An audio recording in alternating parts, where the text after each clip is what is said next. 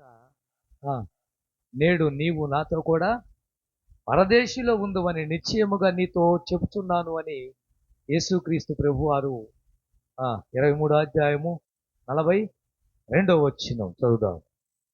ఆయన చూసి, యేసు, నీవు నీ రాజ్యములోనికి వచ్చినప్పుడు నన్ను జ్ఞాపకము చేసుకొనమని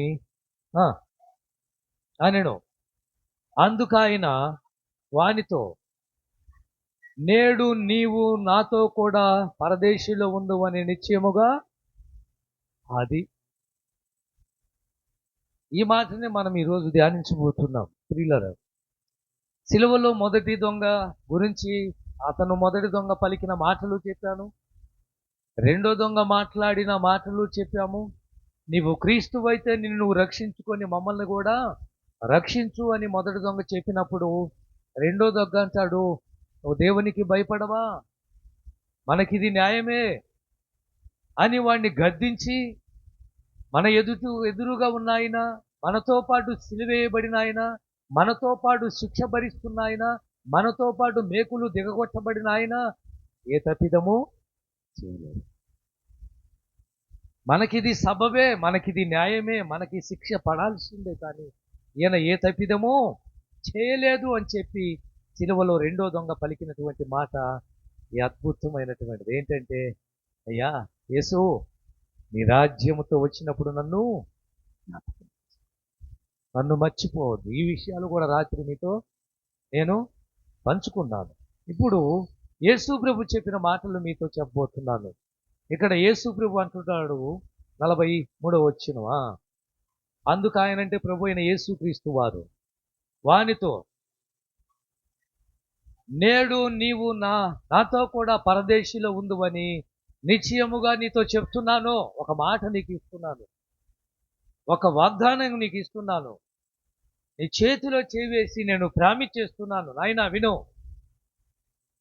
ఏమిటి ఆ మాట అంటే, నువ్వు అడిగినట్టుగా నా రాజ్యముతో వచ్చినప్పుడు కాదు, నువ్వు అనుకున్నట్టుగా రెండో రాకడ మేఘారూరుడై పదవశంగా వచ్చినప్పుడు కాదు. నిన్ను గుర్తుపెట్టుకోవాల్సిందే నేడే. ఎప్పుడో నేడే. ఇదే మన అంశం. నేడే అంటే ఇప్పుడే. అబ్బా ఏం చెప్పారా, ఇప్పుడే. నేడే అంటే ఇంకా ఈ క్షణమే. నేడే అంటే ఇంకా ఈ దినమే. నేడే అంటే ఇవాళే, ఇప్పుడే. ఆ రోజు యేసు ప్రభు చెప్పింది నేడే.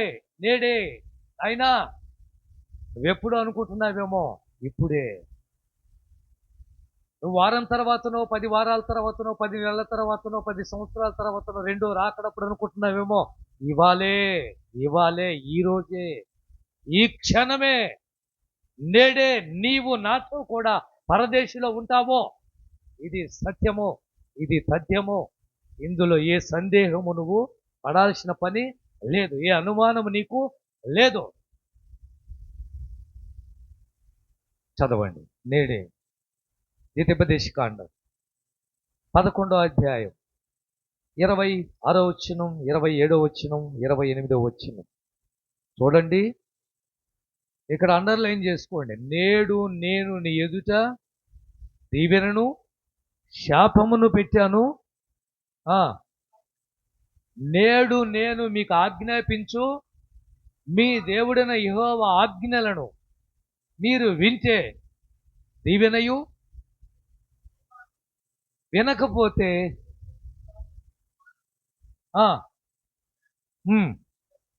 ఇతర దేవతలను అనుసరిస్తే శాపమును మీకు కలుగును. నేడే అనే పదము ఈ 3 వచనాల్లో 3 సార్లు కనిపిస్తుంది. అండి 26, 27, 28 వచనాల్లో 3 సార్లు కనిపిస్తుంది నేడే. దేవుడు ఆ రోజు మోషే ద్వారా ఇశ్రాయేలు ప్రజలకు చెప్తున్నాడు, ఇదిగో నేడే, ఇప్పుడే, ఇవాళే, ఈ రోజే, ఈ క్షణమే మీ ఎదుట 2 పెడుతున్నాను. ఒకటి దీవెన అయితే రెండోది శాపం. ఒకటి ఆశీర్వాదం అయితే మరొకటి శాపం. ఒకటి జీవం అయితే మరొకటి మరణం. ఒకటి కీడైతే మరొకటి మేలు. ఏం కావాలో నేడే కోరుకోండి, ఇప్పుడే కోరుకోండి, ఆలస్యం చేయొద్దు. దేవుడైన యెహోవా ఆజ్ఞలను నువ్వు వింటే బాగుపడతావు. దేవుడైన యెహోవా మాట వింటే నీ జీవితం బాగుంటుంది, నీ పిల్లలు బాగుంటారు. నా మాట వినండి అని ఆ రోజు మోషే దయచేసి బ్రతిమలాడుతున్నాడు. నేడే నీ ముందు పెట్టినవి రెండున్నాయి, శాపము, దీవెన. నీ ముందు పెట్టినవి రెండున్నాయి, మేలు, కీడు. నీ ముందు రెండు పెట్టాడు, మరణము, జీవం. ఏం కావాలో కోరుకో, ఏది కావాలో కోరుకో. అందుకే కీర్తనాకారుల్లో కూడా కీర్తనాకారుడు ఒక మాట రాసి పెట్టాడు. 95 కీర్తన 7వ వచనం. 95 కీర్తన 7వ వచనం. చేసి సాగిల పడదాం, మనలను సృజించిన యెహోవా సన్నిధిని మోకరించుదాం. నేడు మీరు ఆయన మాట వినిన వేళలా ఎంత మేలు. హల్లెలూయా. ఏమండి, నేడు అంటే ఇప్పుడే, నేడు అంటే ఈ రోజే, నేడంటే ఈ దినమే, ఇవాళే.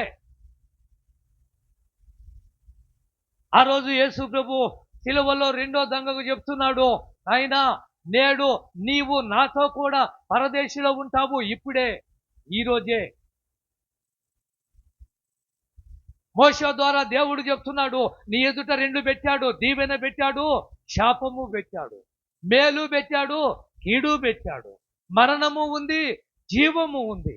ఏం కావాలో కోరుకో, నేడే కోరుకో. ఇప్పుడు కీర్తనకారుడు అంటున్నాడు, నేడు ఆయన మాట వింటే నీకెంత మేలు.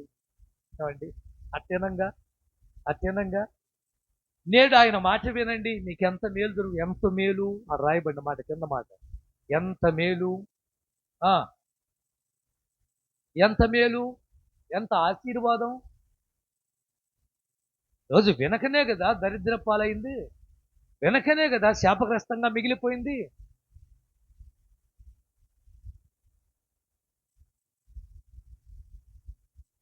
యేసు ప్రభు పరలోక ప్రార్థన నేర్పిస్తూ పరలోక ప్రార్థన చెప్పండి. పరలోకమందున్న మా తండ్రి,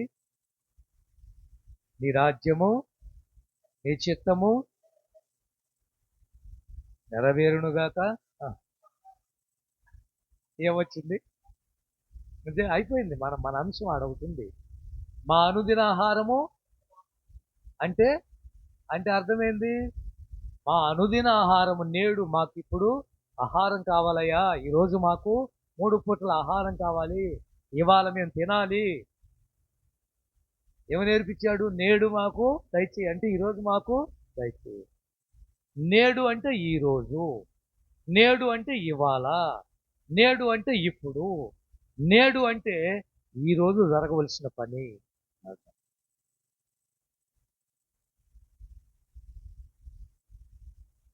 అందుకే మన ప్రభు గురించి మనం చెప్పుకోవాలంటే, మన దేవుని గురించి చెప్పుకోవాలంటే ఎబ్రీ పత్రిక వెళ్ళండి. ఎబ్రీ పత్రిక 13వ అధ్యాయం 8వ వచనం.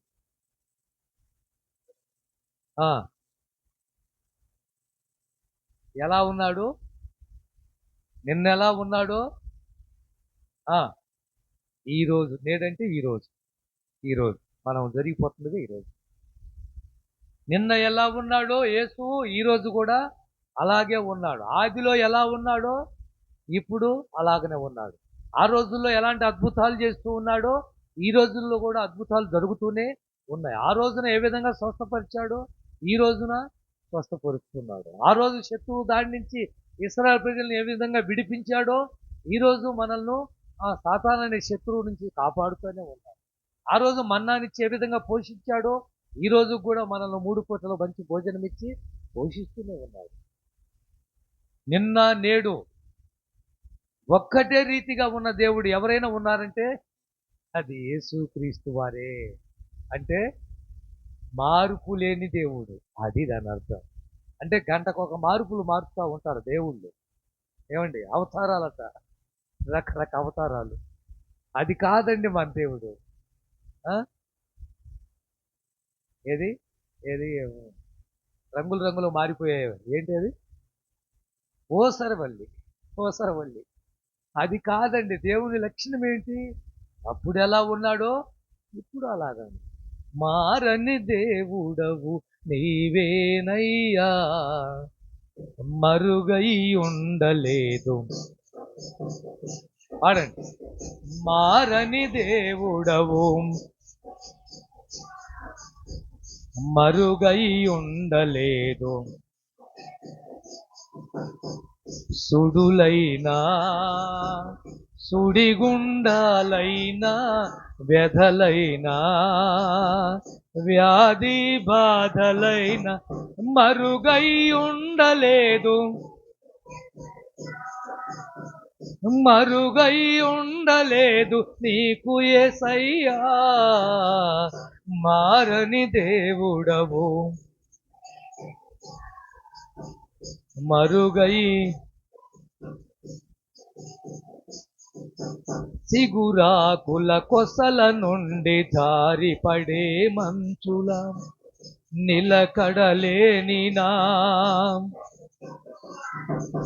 సిగురాకుల నిలకడలేని నా బ్రతుకును మార్చితివే. నే మరువలేనయ్యా, నే మరువలేనయ్యా, మరువని దేవుడవయ్యా, మారని యేసయ్యా. మరువని దేవుడవయ్యా, మారని యేసయ్యా. మారని మరుగై ఉండలేదు. ఆమేన్. మార్పు లేని దేవుడు, మారని దేవుడు, నిన్న నేడు ఒక్కటే రీతిగా ఉన్నవాడు ఎవరైనా ఉన్నారంటే ప్రభు అయిన యేసుక్రీస్తు. కాసేపు కత్తి పట్టుకొని, కాసేపు గద పట్టుకొని, కాసేపు బాణం పట్టుకొని, కాసేపు అది పట్టుకొని, ఎలా ఎప్పుడు ఆయన కట్టుకొని, ఆయన ఒక్కటే రీతి. ఆయన కళ్ళు జాలి, ఆయన ముఖములో కరుణ, వాత్సల్యత, ప్రేమ. ఎంత అద్భుతమైన దేవుడు. ఆ రోజు రెండో దొంగ మీద ప్రభు అయిన క్రీస్తు ఎంత జాలిపడ్డాడంటే ఒకే ఒక మాటకు ఆయన హృదయం కరిగిపోయింది. మనకైతే ఇది న్యాయమే కానీ ఈయన ఏ తప్పిదము. రెండో దొంగ ఏమన్నాడు? అంతే, ఆయన అలాగ ఆకట్టేసి, ఈయన ఏ తప్పిదము చేయలేదో, మనకిది సబబే, మనకిది న్యాయమే, మనకి శిక్ష పడాలి, ఈయనలో తప్పు లేనే లేదు, ఆయనకు పడకూడదు ఈ శిక్ష అని అన్నప్పుడు, అంటూ యేసు నీ రాజ్యంతో వచ్చినప్పుడు నన్ను జ్ఞాపకం చేసుకో అంటే, నేడు నీవు నాతో కూడా పరదేశిలో ఉంటున్నావు. ఆ రోజు మోషే ద్వారా నీ ముందు దీవెన పెట్టాడు, శాపము పెట్టాడు, ఏమండి, మరణము పెట్టాడు, జీవము పెట్టాడు, మేలు పెట్టాడు, కీడు పెట్టాడు. నేడే కోరుకో అంటే ఇప్పుడే కోరుకో.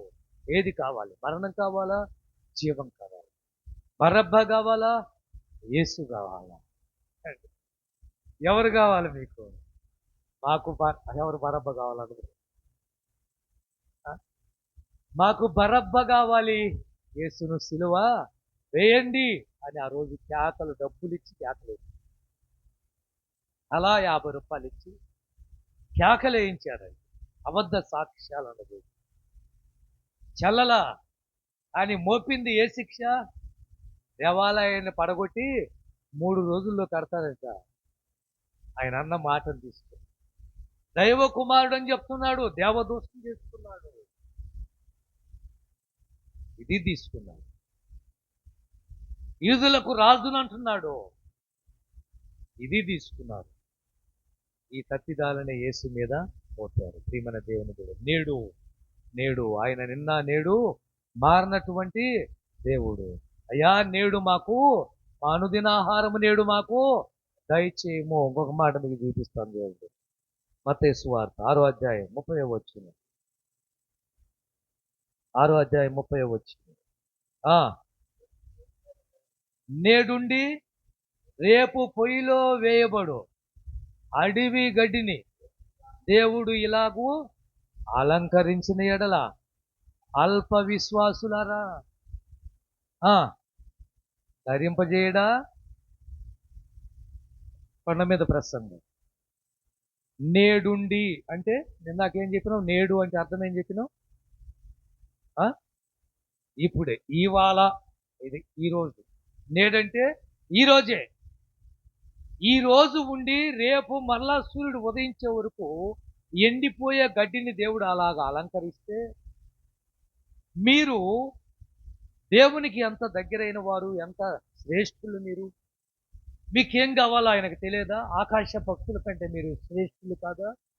ఈరోజు పచ్చగా కనిపించిన గడ్డి కాస్త సూర్యుడు ఎండ తగలగానే ఎండిపోతుంది. ఈరోజు వికసించిన పూలు సూర్యుడు ఎండ తగలగానే వాడిపోతున్నది. ఇంత అలంకరణ వాటికి అంత అందంగా దేవుడు అలంకరణ చేస్తే మీరు వాటికంటే శ్రేష్ఠులు కారా? మీకేం కావాలో దేవుడు ఇవ్వడా? మీకేం కావాలో దేవుడు చూసుకోడా? మీకు కావలసిన వస్త్రాలు ఇవ్వడా? మీకు కావలసిన భోజనం ఇవ్వడా? మీకు కావలసిన ఆరోగ్యం ఇవ్వడా? నేడు నేడు ఆ రోజు దేవదూతలు పరలోకం నుంచి దిగి గొర్రెల మందను కాచుకుని చూడగా రాత్రి వేళ గొర్రెల కాపరుల దగ్గరకు వచ్చి ప్రకటించిన మాట చెప్పండి. దావీదు పట్టణమందు ఎప్పుడు పుట్టాడు అంటే ఇవాళే పుట్టాడు. ఎలాంటి ఎప్పుడు? ఈరోజే పుట్టాడు యేసుక్రీస్తు వారు. అసలు ప్రచారం ఎలా చేశారు అంటే, ఆ రోజు యేసు పుట్టటము, మొట్టమొదటిగా గొల్లల దగ్గరికి వెళ్ళటం ఈ సమాచారం అండి. గొర్రెల కాపరులు రాత్రి వేళ మందను కాచుకుని చూడగా దేవదూత వారు ప్రత్యక్షమై, దావీదు పట్టణమందు నేడు రక్షకుడు మీ కొరకు పుట్టాడు. నేడే, ఈరోజే పుట్టాడు, వెళ్ళండి, మొదటి దర్శనం మీదే.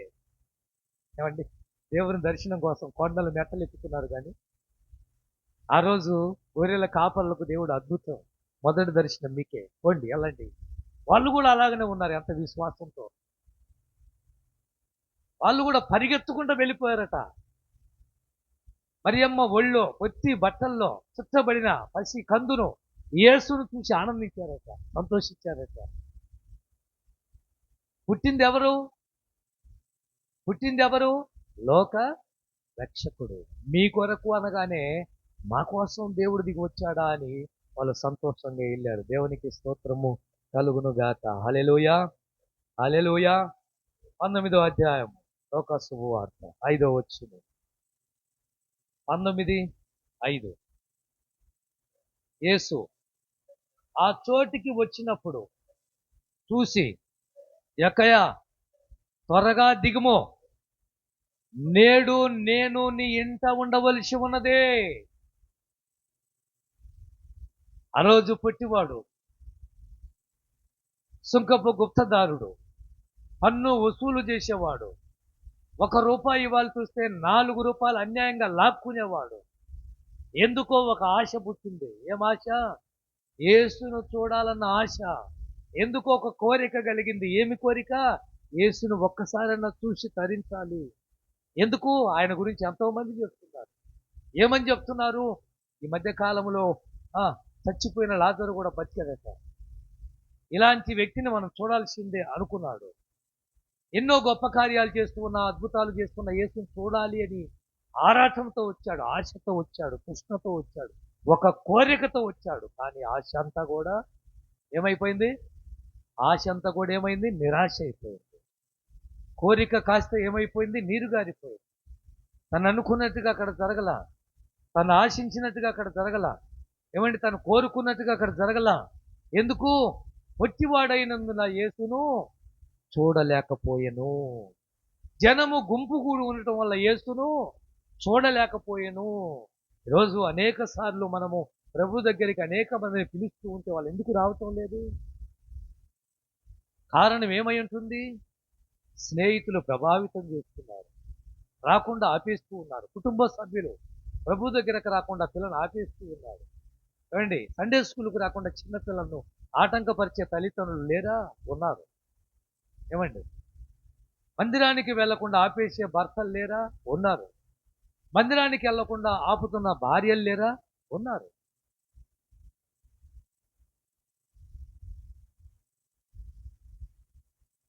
ఆ భార్య ఎప్పుడు చూసినా ప్రార్థన చేయటం చూసి ఆ భర్త సహించేవాడు కాదు, ఓర్చుకునేవాడు కాదు. ఏదో ఒకటి చేయాలి, ప్రార్థన ఆపేయాలి. అనేక సార్లు కొట్టాడు ఆ భార్యను, వెనలా ప్రార్థనకు మానుకోలా. అనేక సార్లు తిట్టాడు, ప్రార్థనకు వెళ్ళటం ఆపలా, ప్రార్థన చేయటం ఆపలా.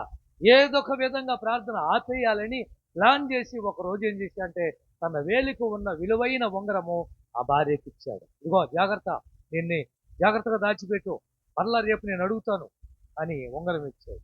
ఆ ఉంగరం తీసుకెళ్లి బీరువాలో భద్రంగా పెట్టి ఒక రోజు అయిపోయింది. రెండో రోజు వచ్చాడు, ఆ బీరువాలో ఉన్న ఉంగరం తీసుకుని వెళ్ళాడు, వెళ్ళి ఒక నదిలో ఇసిరి పడేశాడు. 2 రోజుల తర్వాత వచ్చి భర్త అడుగుతున్నాడు భార్యను, నా ఉంగరం ఎక్కడ పెట్టావు, తీసుకొని రా ఇప్పుడు కావాలి అన్నాడు. ఆమె వెళ్ళింది, సరాసరికి వెళ్ళింది, బీరువా తాళం తీసింది, లోపల ఉన్న ఉంగరం తెచ్చి ఇచ్చింది. ఇప్పుడు ఎలా ఉంటాడు చెప్పండి? లోపల ఉన్న ఉంగరం తీసుకొచ్చి ఇచ్చింది. ఇది కొనేట్లో కదా ఉండాల్సింది, నీళ్ళల్లో కదా ఉండాల్సింది, ఇది నీ దగ్గరికి ఎలా వచ్చింది అందామా అంటే నీళ్ళకి ఎలా వెళ్ళింది అని అడుగుతుంది కదా. ఏం చేయాలా, ఇది ఎలా వచ్చింది అర్థం కావట్లేదు. ఏంటండి ఏంటి ఈ ఉంగరము బీరువాలో ఎలా ఉంది అన్నాడు. అప్పుడు ఆమె చెప్తుంది, నా దేవుడు చాలా గొప్పవాడు అండి. నా దేవుడిని అవమానపరచాలని, నా దేవుడిని హీనపరచాలని, నన్ను దేవుని సన్నిధికి వెళ్లకుండా ఆపివేయాలని, నా దేవుని నిందించాలని ప్రయత్నం చేశావు. కానీ పొద్దున ఒక ఆవిడ చేపల గంప ఎత్తుకొని వచ్చింది, చేపలు తీసుకున్నాను, చేపలు తీసుకొని చేపలు గడిగి పొట్టపోస్తే ఒక చేప కడుపులో ఉంగరం ఉంది. ఇది మా ఆయనదే, లోపలికి ఎలా వచ్చింది? మళ్ళా తీసుకెళ్లి శుభ్రంగా కడిగి బీరువాలో చూశాను. అప్పుడు ఆ భర్త అంటున్నాడు, నిజంగా నీ దేవుణ్ణి నిన్ను చులకన చేశాను, నిన్ను నిందించాలనే ఈ ఉంగరము తీసుకెళ్ళి నేను కోనేట్లో పడేశాను, కానీ నీ దేవుడు చాలా చాలా గొప్ప. ఇక ఆ దేవుణ్ణి దూషించడానికి వీల్లేదు, నిన్ను ప్రార్థనకు ఆపడానికి వీల్లేదు, నేను కూడా నీతో పాటు ప్రార్థనకు వస్తాను కదా అని ఆ భర్త ప్రార్థనకు వెళ్ళడం మొదలుపెట్టాడు. వినండి, దేవుని సన్నిధిలోకి వస్తున్న ప్రియమైన దేవుణ్ణి విశ్వసించాలి కానీ, 21 రోజు ప్రార్థన వల్ల దేవుడిని నమ్మాలి కానీ, దేవుడు గొప్ప కార్యాలు చేయడానికి సిద్ధంగా ఉన్నాడు. దేవుడు ఆశ్చర్యమైన క్రియలు జరిగించడానికి సంసిద్ధంగా ఉన్నాడు. ఆ రోజు జక్కయ్య చూడాలని ఒక ఆశ కానీ ఆశ ఏమైంది? నిరాశ అయిపోయింది.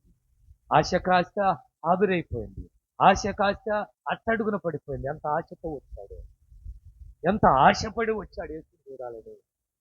కానీ ఆశను ఏ విధంగా తీర్చుకోవాలని చెప్పేసి ఆ దారిలో యేసుక్రీస్తు వచ్చే దారిలో మేడి చెట్టుకి కూర్చున్నాడు. ఆ దారిన యేసు గుంపు జన సమూహం వెళ్తున్నారు కానీ యేసు ఎవరో ఎలా గుర్తుపట్టాలి? ఇంతకు ముందు యేసును చూడలేదేనా? ఇళ్లలో ఎవరు? ఎందుకంటే యేసులాగా ఉన్న శిష్యులు కూడా ఉన్నారు. మీకు తెలుసా, యాకోబు యోహోను కూడా యేసు ప్రభు లాగానే ఉంటారు. తెలుసా మీకు? ఎవరు ఏమండి? వాళ్ళిద్దరు అన్నదమ్ములు, యాకోబు యోహోను ఇద్దరు అన్నదమ్ములు. వీళ్ళిద్దరూ కూడా యేసులాగానే ఉంటారు. వీళ్ళంతా ఒక కోవకు చెందిన వాళ్ళు. ఎందుకని? మరియమ్మ కొడుకు యేసు అయితే సలోమి కొడుకులు అంటే మరియ చెల్లెలు పిల్లలే వీళ్ళు. అందుకని ముఖాలు ఒకే రీతిగా ఉంటాయి. కాబట్టి యేసుని ఎలా గుర్తుపట్టాలి? మేడి చెట్టు ఎక్కాడు కానీ యేసుని ఎలా గుర్తుపెట్టాలి జనంలో? అసలు ఆయన ప్రత్యేకంగా ఏం కనిపించాలి అక్కడ. ఈయన మాదిరిగా వాళ్ళు లాలీసేస్తున్నారు కిందకు పైకి. ఎవరని? అయితే తన ఆశను గమనించిన యేసు సరాసరి ఎక్కడికి వెళ్ళాడు? చెట్టు దగ్గరికి వెళ్ళాడు. ఇప్పుడు చదువు 5వ వచనం, 4వ వచనం నుంచి చదువు. 19వ అధ్యాయం అయ్యా, లోక సువార్త. అప్పుడు యేసు పరిగెత్తి ఆయన్ను చూసినప్పుడు ఎక్కెను.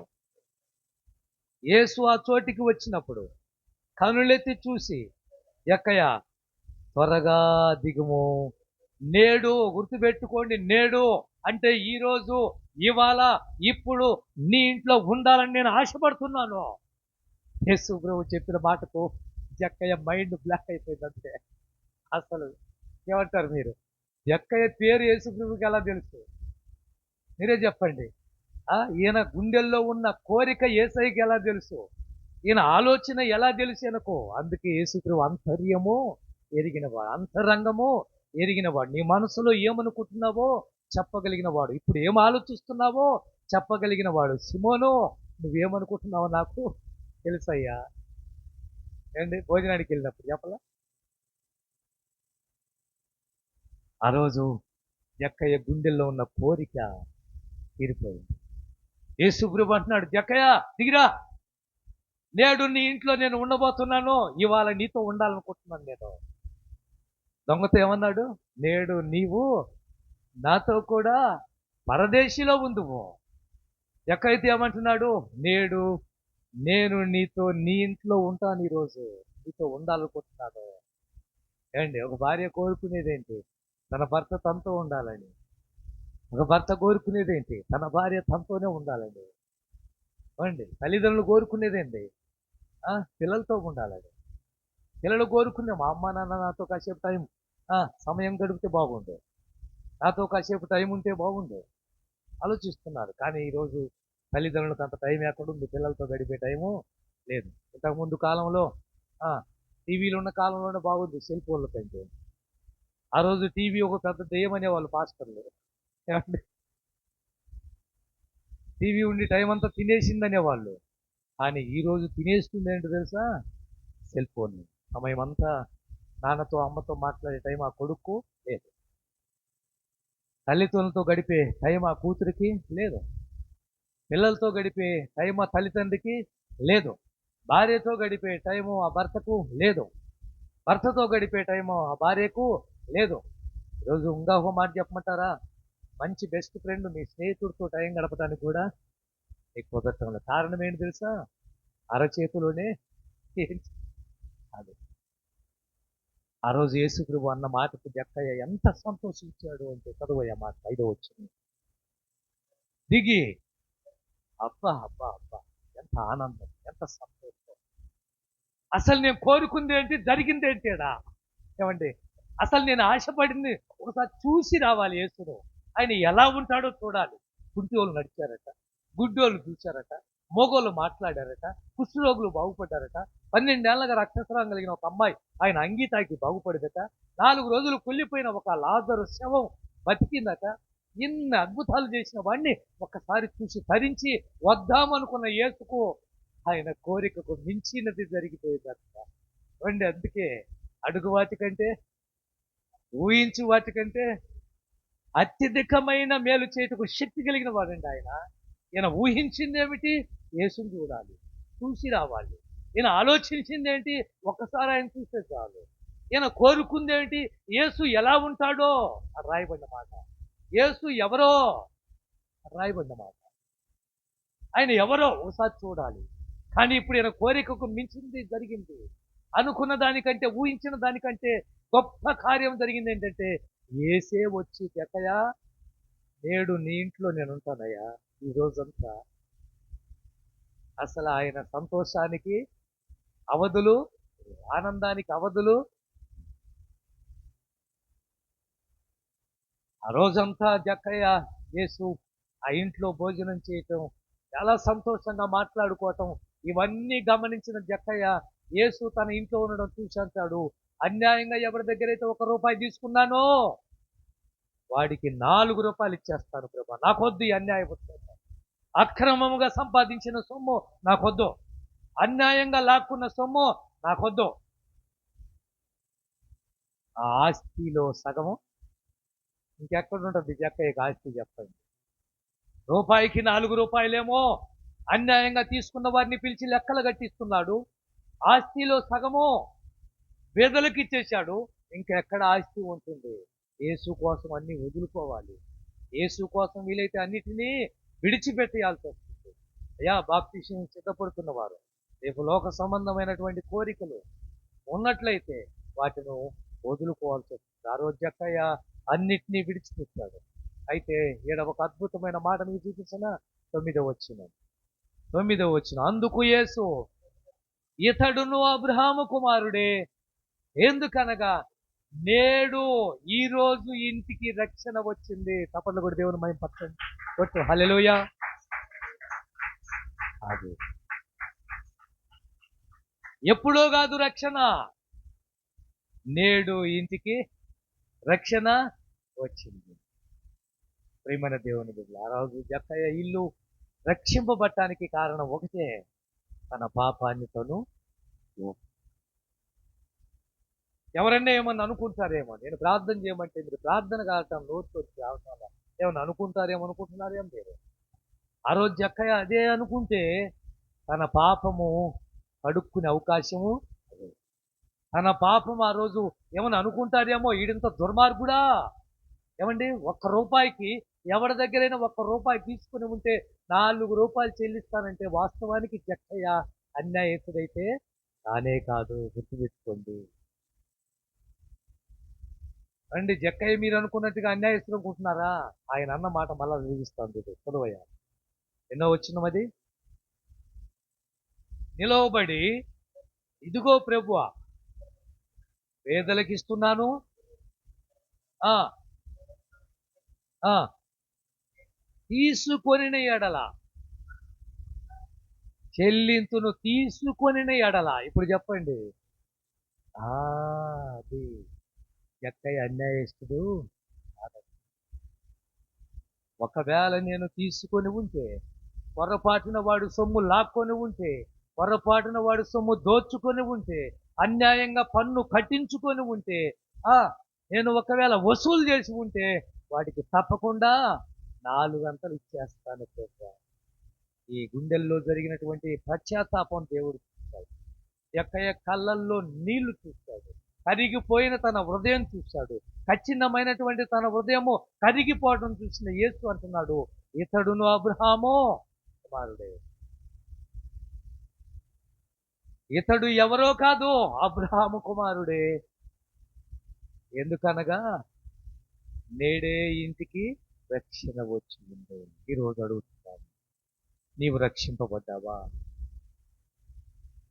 అంటే ఏ కోరింది రాసిన పత్రిక, రెండో కోరింది 2వ అధ్యాయం 6వ వచనమా? అక్కడ లాస్ట్లో ఒక మాట ఉంటుంది చూడండి. ఏ కోరింది పత్రిక చూడు ఒకసారి, నేను రాయలేదు, రెఫరెన్స్ రాయలేదు.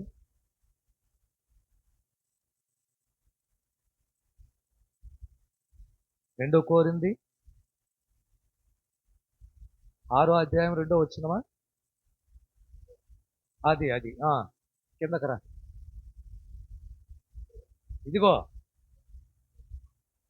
ఇదిగో ఇప్పుడే మిక్కిలి అనుకూలమైన సమయము, నేడే ఇదే రక్షణ దినం, నేడే రక్షణ దినం. ఆ రోజు సిలువలో దొంగకు ఒక అవకాశం దేవుడు ఇచ్చాడు. మొదటివాడు దాన్ని చేతులారా నాశనం చేసుకున్నాడు. రెండో వాడు, అయ్యా యేసు, ఈ రాజ్యముతో వచ్చినప్పుడు నన్ను గుర్తుపెట్టుకోవాలి. ఆఖరి క్షణాల్లో ఇచ్చిన అవకాశాన్ని సద్వినియోగం చేసుకున్నాడు. అద్భుతం ఏమిటో తెలుసా? ఎప్పుడో కాదు నాయనా, నేడే నీవు నాతో కూడా పరదేశంలో ఉంది. నేడు ఇంటికి రక్షణ వచ్చి ఉన్నది. ఇది మిక్కిలి అనుకూల సమయం. ఇదిగో ఇదే రక్షణ దినం. యవనస్తులు అద్భుతం, 7 మంది బాప్తీసానికి సిద్ధపడుతున్నారు. సంతోషం అమ్మా, నిజంగా మిమ్మల్ని నేను అభినందిస్తున్నాను. నేను కూడా ఇంచుమించు 94లో బాప్తీసం తీసుకున్నాం. యవన దశ అంటే పెళ్ళి అయిపోయింది. 94లో పెళ్ళి అయిపోయింది, క్షమించాలి. 95లో మేము బాప్తీసం, మా అమ్మ, నేను, మా భార్య ముగ్గురం బాప్తీసం. మా నాన్నగారు ముందుగానే బాప్తీసం. యవన ప్రాయములోనే బాప్తీసం తీసుకున్నాము. ఈ రోజుకు ఆ యేసయ్య పాదాలు వదిలిపెట్ల. ఎన్ని కష్టాలు అంటే అన్ని, ఎన్ని శోధనలు అంటే అన్ని శోధనలు, ఎన్ని శ్రమలు అంటే అన్ని శ్రమలు. ఏమండి, 2002లో వచ్చిన కరువుకు తట్టుకోలేకపోయాం. ఉన్న గొర్రెలను అమ్మేశాం, ఉన్న మేకలను అమ్మేశాం, ఉన్న బర్రెలను అమ్మేశాం. మేత లేదు. ఏమండి, మేత లేదు. 2002లో మీకు ఐడియా ఉందో లేదో, మేత లేదు. అంతా మొత్తం ఎక్కడ మేత లేదు. 1000 రూపాయలకు బర్రెను అమ్మేశాం, ఒక్కొక్క బర్రెను. గొర్రెలను అమ్మేశాం, మేకలను అమ్మేశాం. నీళ్లు లేవు, ఇబ్బంది పడుతున్నాం. మా చిన్న అబ్బాయి పుట్టినాడు, తీసుకొని ఒంగోలు వచ్చేసాం. నలుగురు పిల్లల్ని పోషించుకోవడానికి నేను పడిన తిప్పలు అంతంత కాదండి. చేయని పని లేదు, చేయని వ్యాపారం లేదు. మట్టి పని చేశాను, ఏమండి, బెల్దారి పని చేశాను, కొబ్బరి బొండాలు అమ్మాను, కూరగాయలు అమ్మాను, ఏమండి, ఆఖరికి నేను నా భార్య మున్సిపాలిటీ పని కూడా చేశాను. ఈ పట్టణంలో బ్రతుకు తీరుగు పోసుకోవచ్చు. కానీ 2005లో యేసు నన్ను పిలిచి నువ్వు కావాలి అని చెప్పి పరిచర్య చెయ్యి, నా పని చేయి అని చెప్తే దేవుడు పిలిస్తేనే ఈ పరిచర్యకు వచ్చి, అయినప్పటికీ కూడా ఈరోజు కూడా మేము మా పిల్లలు కష్టపడుతూనే ఉంటాం. ఈరోజు కూడా మేము పని చేస్తూనే సేవ చేస్తూనే ఉంటాం. ప్రియమైన దేవుని బిడ్డలారా గమనించండి. కారణం ఏమిటో తెలుసా? యవన దశలో యేసు ఎన్నుకున్నాడు. ఇన్ని శ్రమలు ఎందుకు పడాలి, ఇన్ని కష్టాలు ఎందుకు పడాలి? యేసు పిలిచాడు కదా అంటే కుదరదు. ఈ లోకములో మీకు శ్రమ, ఈ లోకములో మీకు శ్రమ, అయినా ధైర్యం తెచ్చుకోండి. నేను లోకాన్ని జయించాను, మీరు జయిస్తాను. పేతురు వచ్చి అడుగుతాడు, ప్రభువా అన్నీ వదిలిపెట్టాము, మాకేంటి లాభమో? భార్యను వదిలిపెట్టాము, పిల్లలను వదిలిపెట్టాము, ఆస్తులను వదిలిపెట్టాము, చేపలు పట్టే వ్యాపారాన్ని వదిలిపెట్టాము, మంచి పడవలు ఉన్నాయి అవి వదిలిపెట్టాము, నీకోసం వచ్చాం, మాకేంటి లాభం? ఈ లోకములో నీ భార్యనైనా, నీ తల్లినైనా, నీ తండ్రినైనా, భూములనైనా, ఆస్తులనైనా, సంపద అయినా నా కోసం నువ్వు వదిలిపెడితే నీకు పరలోకంలో నువ్వంతలుగా ఆశీర్వాదం ఉంటుంది. అంతేకాదు ఇహమందు దీవిస్తాను, అంతటితో ఆగదు. ఒక పక్క 12 కుర్చీలు ఉంటాయి సింహాసనాలు, మరొక పక్క 12 కుర్చీలు ఉంటాయి. 24 పెద్దలుగా కూర్చోబోతున్నారు. ఏమండి, నా పక్కనే సింహాసనం మీద నువ్వు కూర్చుంటారు, అది మీరే. అర్థమైందా మీకు? ఎక్కడ కూర్చోబెడతాడు మనల్ని? ఆయన పక్కనే. ఒక పక్క 12 గోత్రాలు వాళ్ళు కూర్చుంటే 12 చైర్స్, 12 సింహాసనాలు ఉంటే మరొక పక్క 12 మంది శిశువులకి 12 సింహాసనాలు.